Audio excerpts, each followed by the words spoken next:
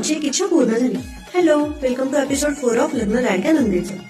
आज तर सकाळपासूनच खूप धावपळ सुरू होती, कारण आज होती हळद. सकाळी सर्वात आधी मांडव आणला. मांडव म्हणजे आमच्या खानदेशी लग्नात हळदीच्या दिवशी आंब्याच्या पानांच्या डहाळींचा मांडव सजवला जातो. मंदिरातून वाजत गाजत आंब्याच्या पानांच्या डहाळी बैलगाडीतून आणल्या जातात. 5 सुवासिनी बायका त्या बैलगाडीची पूजा करतात आणि बैलांना खायला धान्य दिले जाते. त्यानंतर हळदीच्या आधी बेमातण्या पूजल्या गेल्या. बेमातण्या म्हणजे मातीच्या माठात पूजाविधीत पाणी भरले जाते आणि ते माठ लग्नाच्या 6 महिन्यानंतर त्या जागेवरून हलवतात. आणि नंतर आम्ही सर्वजण गेलो हॉलवर. तोपर्यंत नवरदेव आणि बाकीचे पै पाहुणे तिथे आले होते. तिथे गेल्यावर त्यांचे स्वागत झाले. संध्याकाळी आधी नवरदेवाला आणि मग नवरीला हळद लागली. माझी एकुलती एक नणंद म्हणून आमची इच्छा होती की आमच्या हातची पहिली हळद त्यांना लावावी आणि ती इच्छा आज फायनली पूर्ण झाली.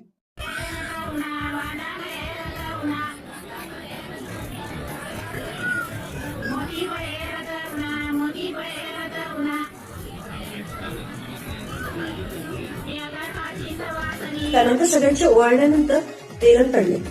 तेलन पाडणे म्हणजे 5 सुवासिनी बायका एका वाटीत थोडं गोड तेल घेऊन त्यात कापसाच्या किंवा आंब्याच्या झाडाच्या काडीला कच्चसून 5 वेळेस गुंडाळून ती वाटी उभी करतात. ती वाटी आधी देवांवर आणि नंतर नवरदेव नवरीवर पकडली जाते. त्यानंतर एका सुताने नवरदेव नवरीला मोकळी जाते. त्यानंतर झाला एक मजेशीर खेळ देववर्णीचा. त्यात भाऊबंदीचे सगळे देव एकत्र आणले जातात आणि ते एका पांढऱ्या कपड्यावर खाडीवर टाकले जातात.